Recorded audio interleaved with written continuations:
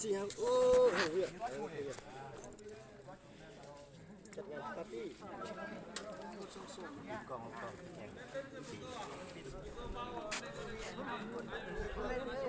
เนี่ยผมก็มือแบบพัดมาข้ามทุ่ง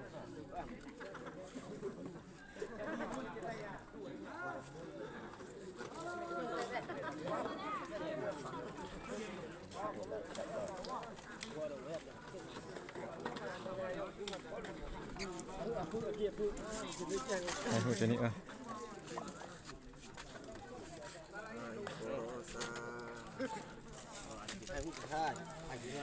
ไฟยักษ์ไทยหุ้นกับไทยเด้อวันนี้นะเป็นมือพิเศษนะวันนี้นะ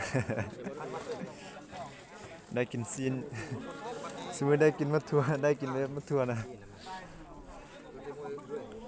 วันนี้ก็เป็นอาหารพิเศษเนาะ